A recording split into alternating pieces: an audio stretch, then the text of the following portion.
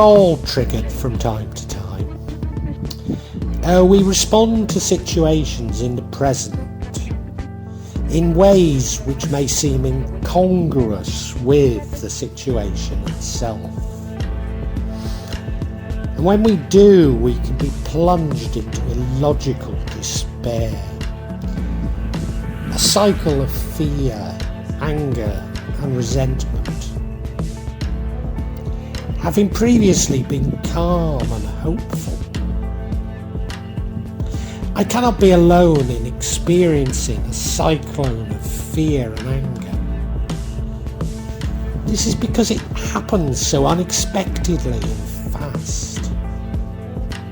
But it is mentally exhausting.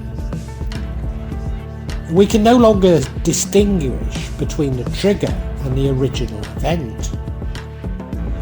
Most of us would like to hang on to calm and hope. Indeed, once we are calm, we feel deeply embarrassed by our lack of emotional control. We may even be aware of this cyclone occurring, that we're overreacting, but we seem unable to stop it. Indeed, such episodes have a habit of becoming more frequent. It becomes firstly a part of the ego, but then it becomes the unconscious itself.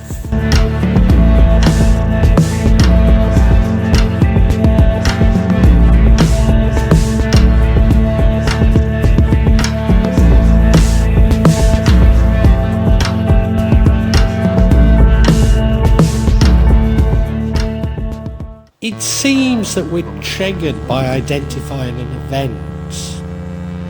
event which has some resonance with an event or events from the past. Maybe events that we're not always entirely aware of, but it tells us about events which may have deeply affected us in the past.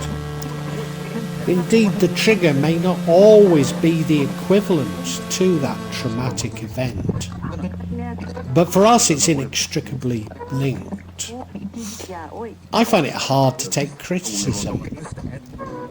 Certainly I remember trying to please my father as a child, assisting him in everyday tasks like painting. But him becoming angry because I could not master the task. I can recall him telling me that I was doing it incorrectly and demonstrating the correct way. But I could never comprehend it. Indeed, my problem was that I was applying too much pressure.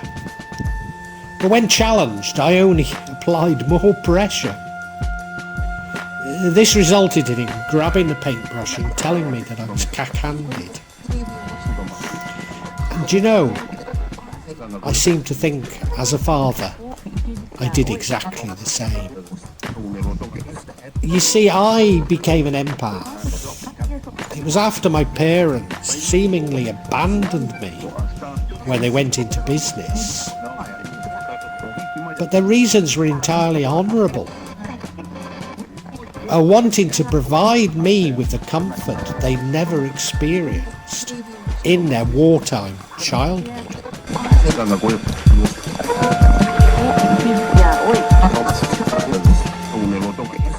Triggering is a deeply ingrained response. Evolutionary, it will have served a purpose, such as being wary of predators like bears and tigers. But often now it seems illogical. Social media itself appears to be promoting such triggering. You may be aware that I'm regularly criticised for my posts and views on Shams al-Marif. But for me, this criticism is my father snatching the paintbrush from me. I even responded negatively to a post on my site about Shams al-Marif, even though it was a positive post. You see, I've become so conditioned to negativity that I was unable to see it as positive. But you see, we actively seem also to be drawn to triggering. That we're much more likely to misinterpret things because we can no longer think clearly. Indeed, I react very negatively to earnest vlogs of attractive Muslims on this platform. They promote Salafi beliefs and practices as though this is true Islam. Worse still, the only Islam. And so often those who criticise me want to tell me about Islam. Including, it's happened to me at the masjid or mosque in the UK. Based on the assumption that an Englishman living in Indonesia, I could not possibly be well read in Islam. Despite me being very well read and very devout, and of course Indonesia being the largest Muslim country in the world.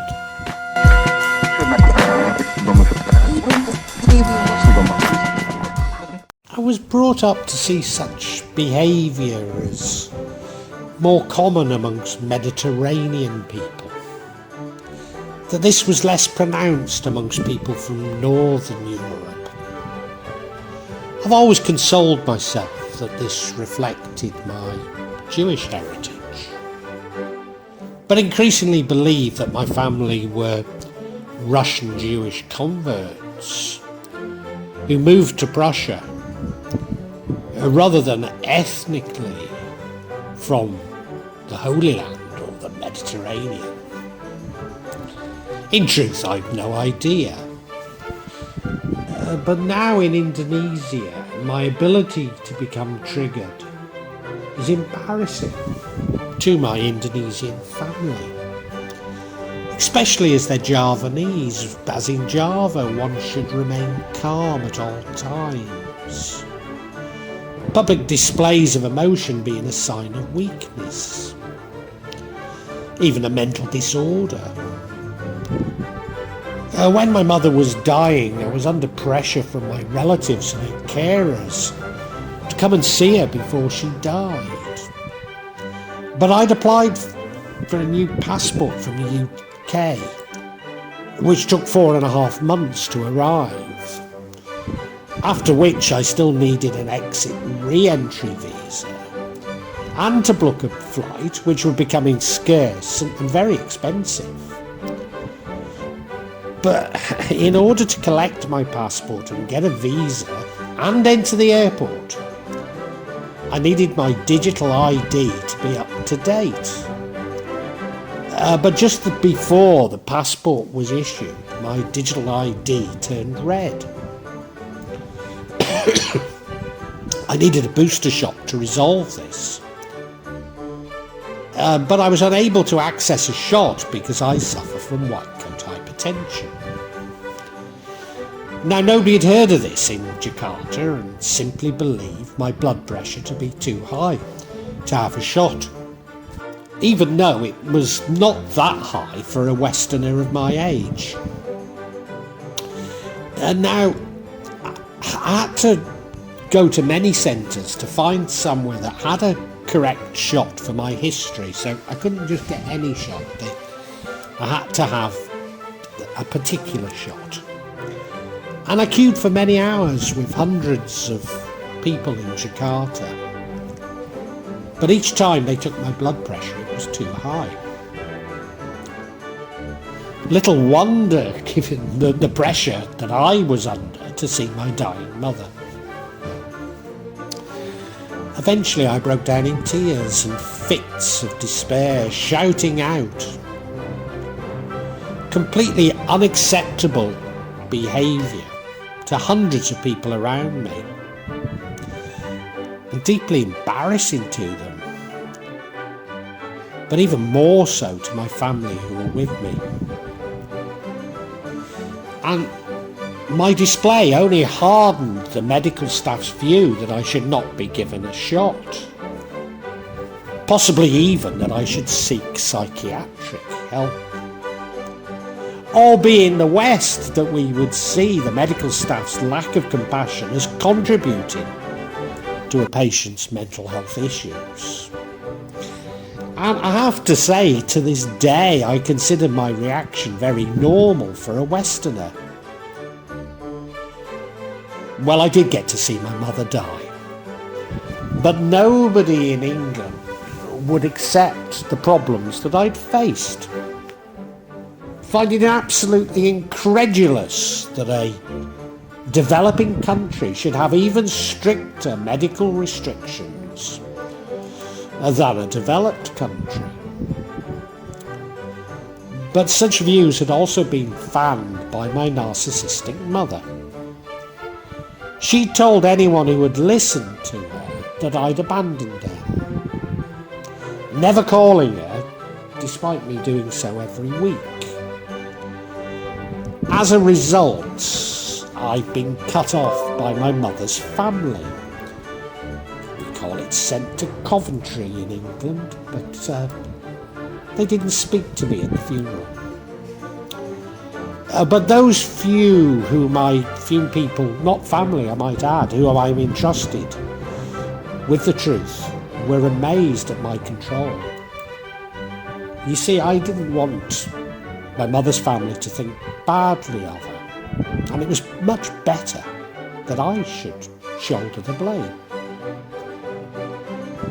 I mean, it probably means I will never go back to the country of my birth ever again. But nevertheless, you see, I am learning from Indonesia. But from time to time, I still can be triggered. The key to dealing with this emotion is to accept that regardless of our culture, we do all get triggered from time to time.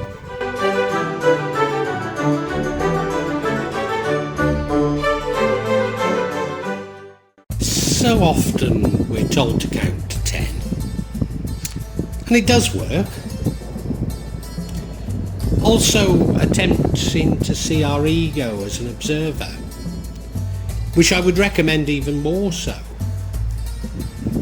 But maybe neither of these are so effective without some understanding of the underlying reason. And I guess the same goes for practicing self-acceptance. After all this, however, embarrassed by our reaction is very natural to us. But when it doesn't, we become even more triggered. All my life I've sought to avoid those situations which trigger me. For example, when my business used to seek public sector contracts for research and consultancy, we had to write proposals to gain these contracts. I suppose there was an unwritten agreement that for spending days, sometimes weeks, writing proposals, that we'd at least be offered some feedback should we fail. And I never sought this feedback, as I knew it would trigger me. I remember my father and the paintbrush. I justified this, that we would overreact to negative feedback when writing the next proposal, when the real reason was oversupply. We always find a justification for our behaviour, just as I did, however spurious this may be. By the same token, I always hated appraisals, even though, had I been able to, I could have dispassionately analysed them I might have avoided losing my job on a few occasions. You see, appraisals are as much a part of the power play between you as an employee and your manager as maybe your actual performance. But you see, I could never see beyond the paintbrush, and such behaviour becomes habitual, and it becomes increasingly inappropriate the older we get. Nevertheless, understanding our triggers can help us to adapt. Now, I'm sure I'm not unique in having lost a lot of money when using the internet. Maybe over, well, it will be over $20,000. This has occurred especially when making tax returns and booking hotels and flights. Indeed, I recently booked the first holiday in 3 years and my first family holiday in 7. We're going to Bangkok. But I booked an additional night at the hotel, which is non-refundable. Is it possible to avoid such mistakes when booking on the internet? Maybe not, especially when booking holidays, etc., where you have to book multiple components and they have dynamic pricing. In other words, when I first tried to book the flight, I simply couldn't because I was timed out before they checked all the passport details. So I had to choose an airline that wasn't checking passport details. As I say, it's possibly a major problem because of our slow internet connection in the mountains. But I'm sure those of you who also have slow internet will recognise that none of these things are any longer designed for us. There's no way of us getting around it, and it just becomes more and more frustrating and more triggering. But what I suppose I could have done is ask my wife to check what I'm doing. You see, such grounding does give us back some control. Overall, situations that we are seemingly disempowered by. Now, if you're used to manifesting, you may see this triggering as manifesting for things to go wrong. And I'm sure, like me, you've been in situations and you know it's going to go badly. But when we do see it going badly, we believe that our divination is correct. But this too becomes a self-fulfilling cycle of things going badly. Something that we need to learn to break out of.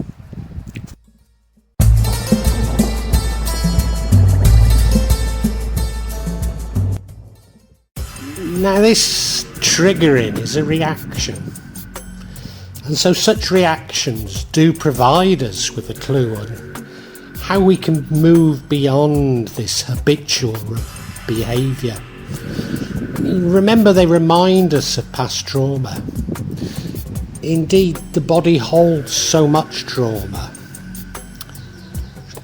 which is unresolved. So we must identify and confront this trauma. Through shadow work. This is best done through meditation, although some may feel the need for professional help in doing this. Often it's difficult to remember these buried traumas, these buried things, events from our childhood. But we don't have to resurrect vivid memories, simply to understand the feelings. But slowly we will begin to identify our own paintbrush. Eventually we will peel away the layers like an onion skin. So my problem was my belief that I had displeased my parents, causing them to appear to abandon me when I was 3, when they were simply earning a living to provide for me. In fact, as a child, I promised I would never do this as a father. But this is exactly what I did as a father. As I've never learned to resolve the issues, once we've identified the issue, we forgive ourselves, then forgive those whom we have reacted to. Slowly we learn to resolve ourselves. Then and only then can we love others. Once we've done this, regulating by breathing, observing the ego, and self-acceptance begin to have real meaning. When we understand the trauma from the past that is responsible for our triggering, we can begin the process of self-acceptance. But like everything, it takes practice. We cannot change behaviour so quickly. And deeply ingrained behaviour that has lasted many years will be even more stubborn. Maybe one useful strategy is to understand that only the present exists, that there is no past. So why are we interpreting the present from the past when it really isn't there?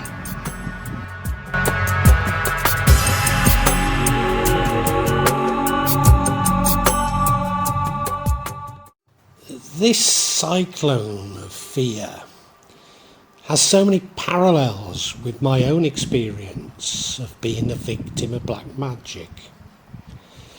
It's natural for most of us with no knowledge or experience of magic to react with fear, even hatred.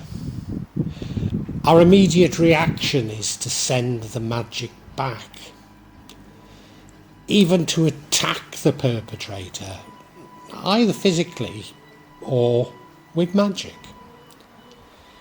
I do know, because I've spent many hours considering, years considering retaliation and retribution. But such a reaction only seems to make the symptoms worse. Indeed, I sometimes question if we actually experience the effects of black magic. Or is it simply our fear of it? Is it enough for the magician to just let us know that we are their targets and allow our subconscious to do the rest? I do not claim this lightly, as such fear manifests as physical illness. My wife even lost her mind. However, I've now come to recognise these physical effects: headaches, conjunctivitis, ear infection, rheumatism, gout, sciatica, stomach upsets, constipation, diarrhea, sexual dysfunction. And these are indicative of reactions to this fear, and not as a result of the magic itself. And the situation with black magic is exactly the same. Or it's exactly the same as black magic, I should say. We need to meditate to understand the underlying issues which are triggering us, to forgive ourselves and our tormentors, and finally to love ourselves and them. So it's exactly the opposite to our natural ego-based reaction. But the behaviour of the perpetrator is a mirror on our own fears. It helps us to understand the underlying securities and traumas which allow such thoughts to enter our heads. Forgiving and loving the perpetrators, however, is not the same as condoning. Often their actions were motivated by jealousy and greed. But this teaches us not to allow jealousy and greed to overcome us. It also helps us to avoid triggering others.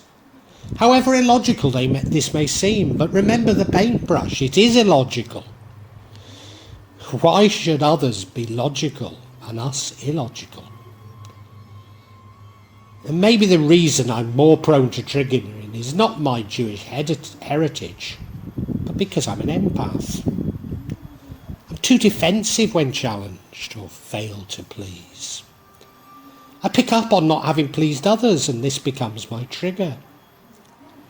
This would suggest that psychopaths and narcissists are less likely to show that they've been triggered, preferring to get even and not angry.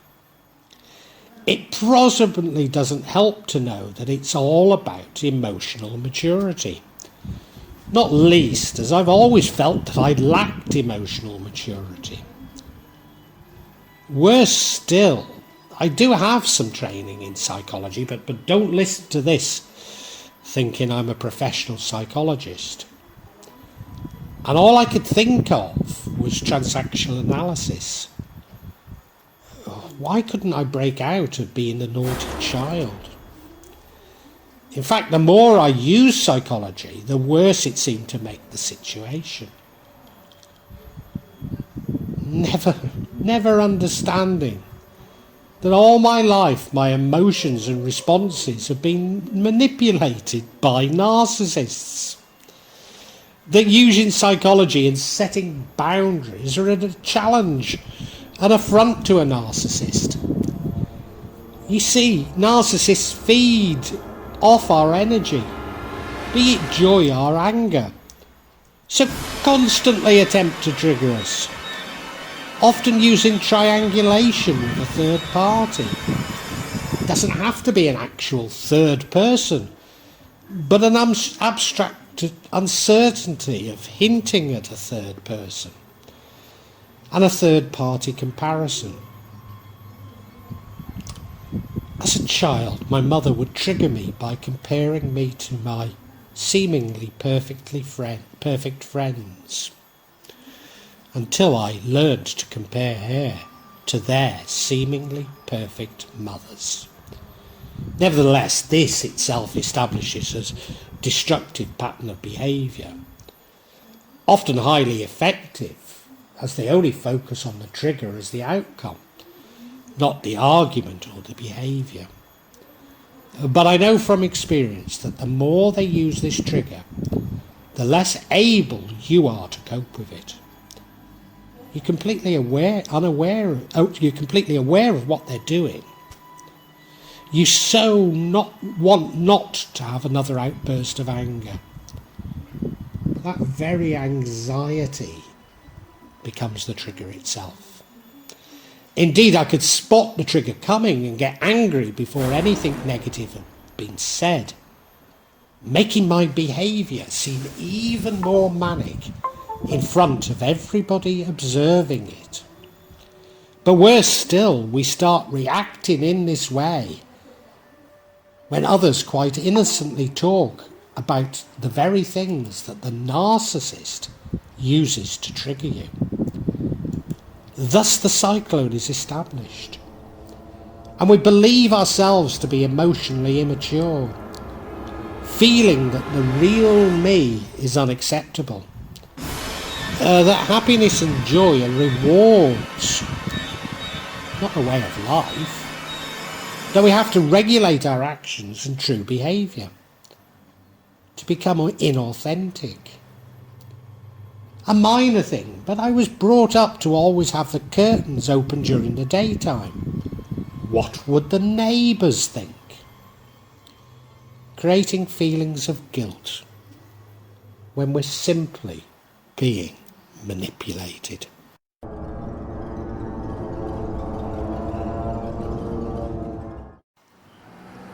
I know that I'm not alone in being triggered much more frequently when driving, especially when driving alone. If you don't recognise this, I'm sure that you've all had a lift from a very calm person who turns into an aggressive maniac behind the wheel. Jakarta is well known for having some of the worst traffic in the world. Etiquette is very different. In common with many countries, overtaking on any side is permissible. Payments, if they exist, or where they exist, are used to temporarily escape from traffic jams. The same is true for one-way streets and bus lanes. Road markings signifying lanes are at best just a guide. Mirrors are used for checking one's makeup or hair. Indicators and horns are used frequently, but rarely as they would be in the UK. Despite this, I recall getting a lift home from a typical Englishman. He spent the entire 2-hour journey, yes, 2 hours indicative of the traffic, shouting, peeping his horn, swearing, and gesticulating at every other road user. But the amazing thing, whilst yes, there are many minor accidents in Jakarta, the system works far better than you might imagine. Is it because we're in our cars and away from the consequences of our anger, from our road rage? But isn't social media just the same? No, I'm not referring to you being triggered by others engrossed on their mobile phones. Although an interesting observation.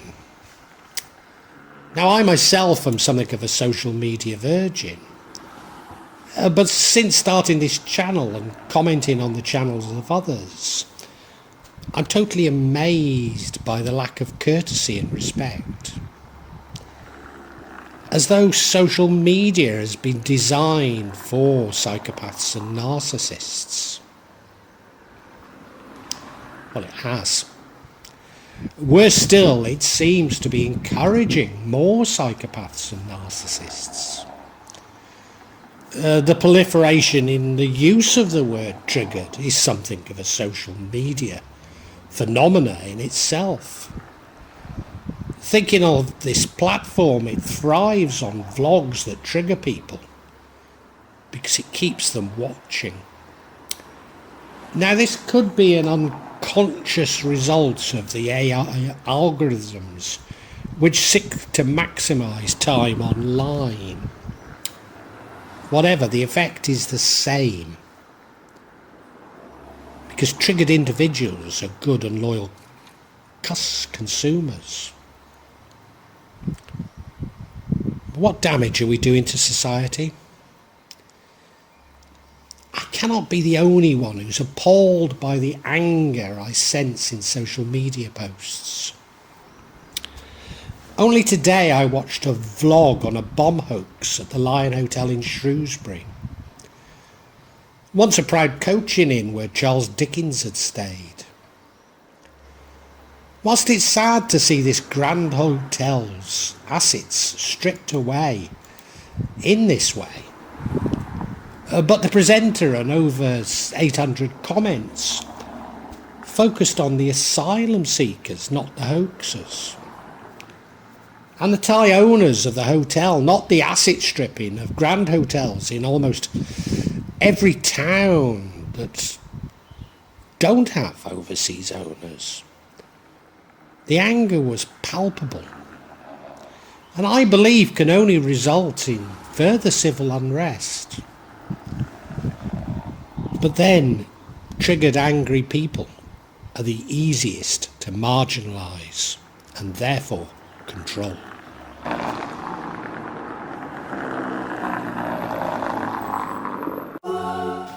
Once we can learn to love ourselves and others, we can learn self-reliance. Eventually we stop reacting to the advice of others, understanding that such advice often comes from their own traumas, however logical they may make it sound. Remember my reaction to feedback on failed proposals. We can learn from it. I should have learned from it, but maybe not to have dwelt on it. This also helps us to identify necessary barriers and boundaries we need to develop. For we can mend ourselves, but not others. If we understand how we can feel, we can be in control of our own behaviour.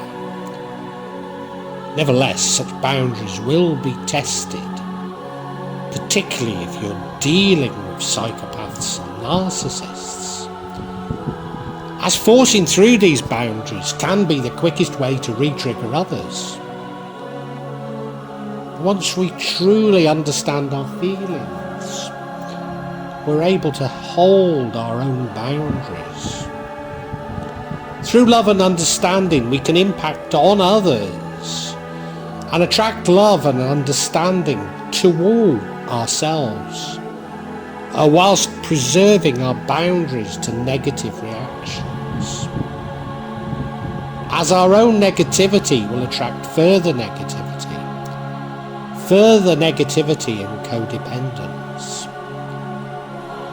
So, understanding our own feelings and self-reliance really are the solution.